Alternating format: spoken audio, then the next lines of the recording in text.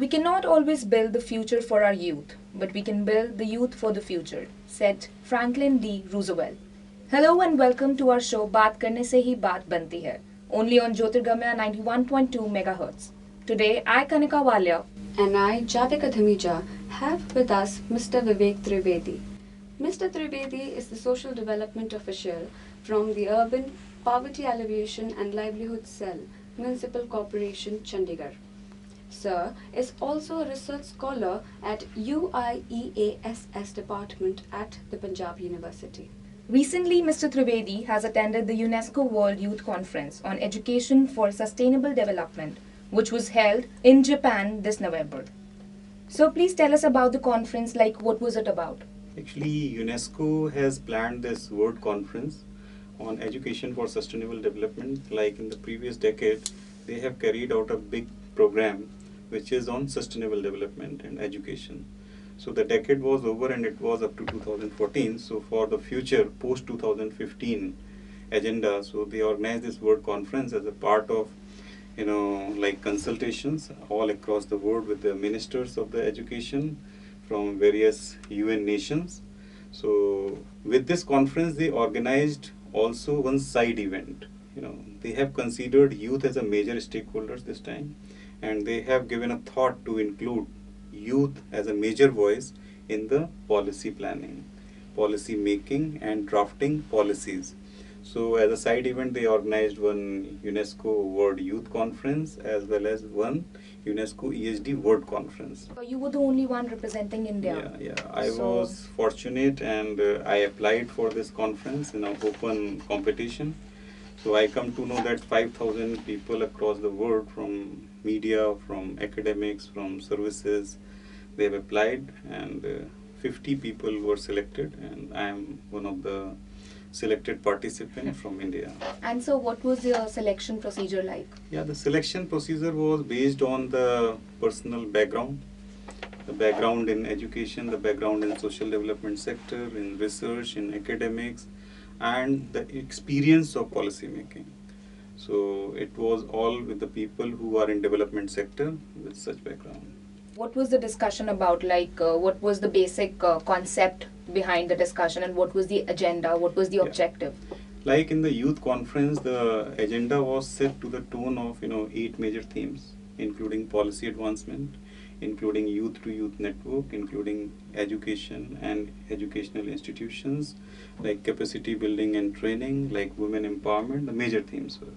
So all 50 people were involved in discussions and deliberations on these issues for the 2 days, and then the whole group was divided again into these themes to just crisscross kind of exchange of thoughts, and then finally a draft policy was made by 8 people, and including me in the policy advancement group.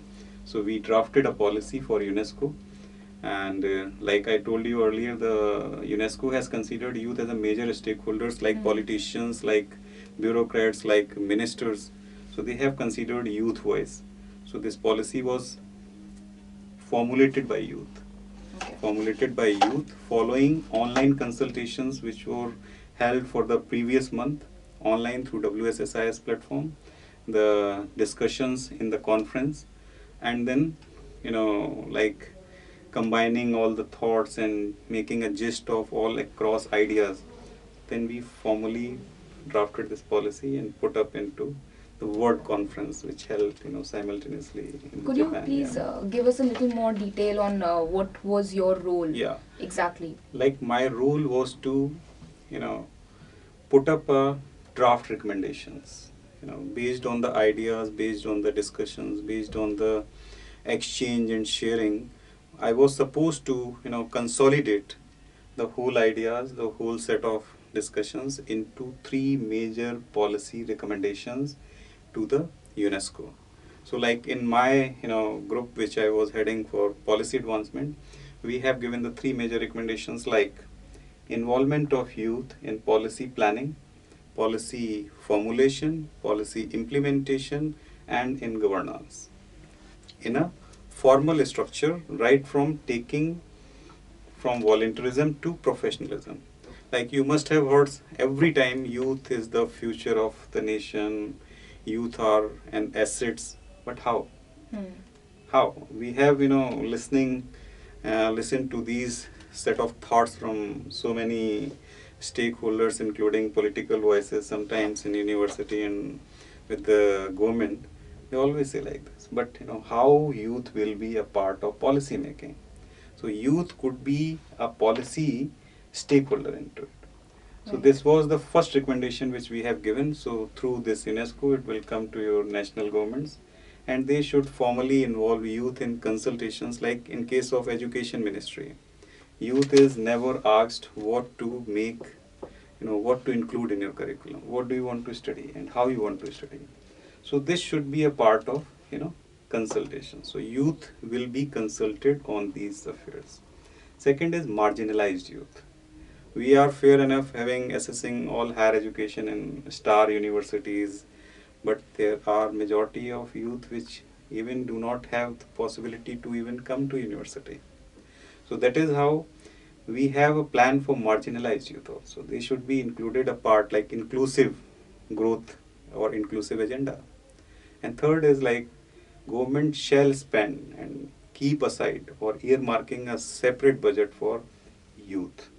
So these were the three major recommendations which we have given to UNESCO. Yeah. Sir, you were telling about your role in the United Nations conference. Like my role was limited to policy making, and we were selected as a youth young leaders to give a voice to the policy which was to be formulated by the leading UNESCO, which governs the whole world. So job was to policy making in certain themes which are associated with youth.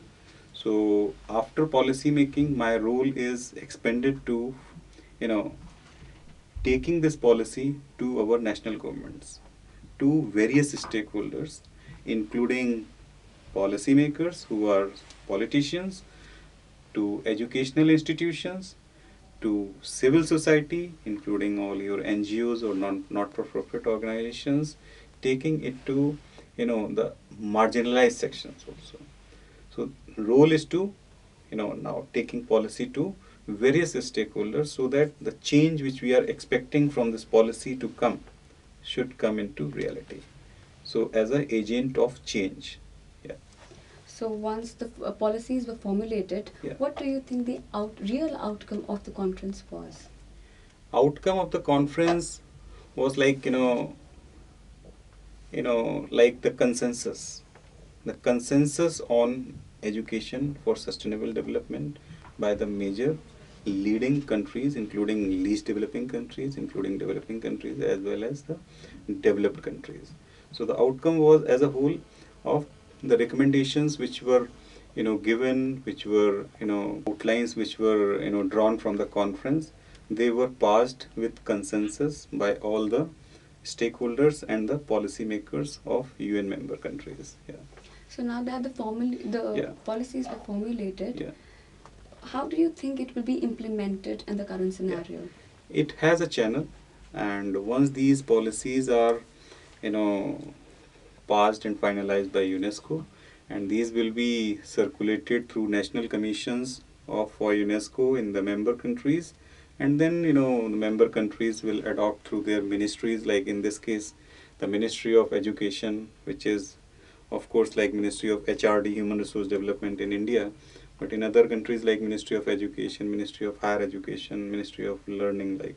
So these will be the nodal agencies which will carry on the policies which are drafted and the recommendations which are made to state government, provincial governments, to other stakeholders, including your again institutions, the private sectors, companies, the civil society, youth, and the financial institutions. So this will be the way. Yeah. So also now that we know that you are an alumnus of this university Yeah. and currently a research scholar, Yeah. so how do you like the current students of the university to take part in ESD Yeah. and take it forward? Like to me, ESD is something for youth. Like I will mention here values. I will mention here the ethics. And once youth is in university, so they have lots of time, lots of opportunities to, imbibe, values on education, on environment, on climate change, on preventions, you know, on social issues. And this is the right time and the right place to imbibe such things in their personal life, which will make them to lead their professional life. So I'll recommend to the youth of this university to take values into account, to develop ethics, which will further, lay a foundation for a society, a society or a youth community, which will naturally, take our country ahead, and we will be successful if these things are, in real sense, will happen and change will take place in the country. Welcome back to बात करने से ही बात बनती है. Sir, we were talking about the conference you just attended. Yeah. Japan culture is known for ethics and values. So, do you think that there are any common ideas between India and Japan? Like, Japan is known for, you rightly said, the values and the culture. And, our country is also associated and long legacy of culture, the ethical values, religion. So they have some commonalities with us, and they have even shared historical, relationship with us also. While stay in Japan, what I feel is the youth and the modernity and the development and the pace of development which they have undertaken in IT, in ICT, in researches, they have still maintained, they are very close to values. They are very close to, ethical, norms and conventions of the society. In our case, we still have such, thing existing in our country, but we have gone down a little. There's a, depreciation. Mm-hmm. So as far as for Japan is concerned, they are very particular, and they have lots of respect for Indian people, and they love being a part of like Indo-Japan collaborations, and I have always been welcomed by them, and I have always been given respect and honor by them. And they feel like, like recently our Prime Minister has visited Japan, and they have got strong ties and strong, sharing. So they love Indian people.